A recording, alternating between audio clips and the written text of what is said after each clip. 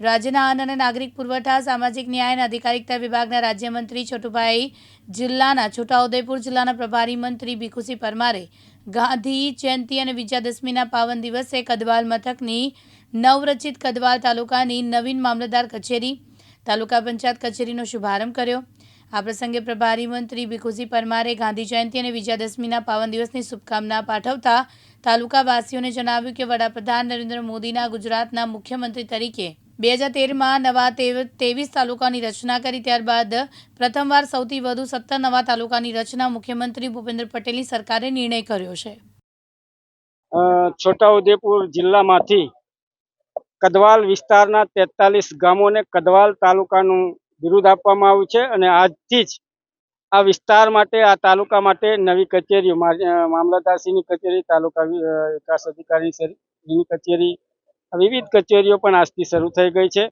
ત્યારે નવો કદવાલ તાલુકો બનાવવા બદલ હું માન્ય વડાપ્રધાન શ્રી નરેન્દ્રભાઈ મોદી સાહેબ, ગુજરાતના માન્ય મુખ્યમંત્રી શ્રી ભૂપેન્દ્રભાઈ પટેલ સાહેબ, પંચાયત મંત્રી શ્રી, જિલ્લાના પ્રભારી મંત્રી શ્રી, આ વિસ્તારના સન્માનિત ધારાસભ્ય શ્રી, જિલ્લા પંચાયતના પ્રમુખ શ્રી અને આ વિસ્તારના જેમણે આ તાલુકો બનાવવા ખૂબ મહેનત કરી છે એવા વેચાતભાઈ બારિયા સાહેબ અને રમણભાઈ બારિયા સાહેબનો ખૂબ ખૂબ આભાર માનું છું અને આ વિસ્તારના તમામ 51,000 લોકોને પણ હું અભિનંદન આપું છું કે આ વિસ્તારનો વિકાસ ખૂબ હરણફાળ બને અને આ વિસ્તારના લોકોની સુખ સમૃદ્ધિ વધે એ જ અભ્યર્થના। વંદે માતરમ।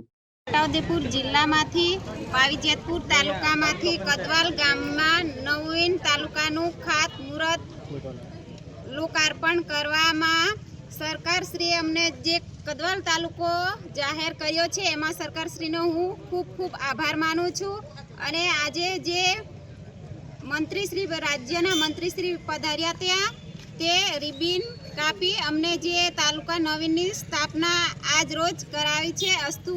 જય હિન્દ, જય ભારત। રાજ્ય સરકાર દ્વારા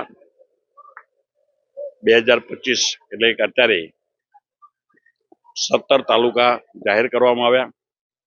એમાં છોટાઉદેપુર જિલ્લાના પાવીજેતપુર તાલુકામાંથી બીજો તાલુકો એટલે કદવાલ તાલુકો જાહેર કરવામાં આવ્યો છે અને એ નવીન તાલુકો જાહેર કરવા માટે આજે જ્યારે એનું લોકાર્પણ કરવા માટેનો આ કાર્યક્રમ આજે અહીંયા યોજાયો એની અંદર જિલ્લા પંચાયતના પ્રમુખશ્રી, આ વિસ્તારના લોકસભાના સભ્યશ્રી અને વિવિધ તમામ આગેવાનો તેમજ વહીવટી તંત્રના કલેક્ટરશ્રી અને એમની ટીમ દ્વારા આજે આ તાલુકાને ખુલ્લો મૂકવામાં આવ્યો છે।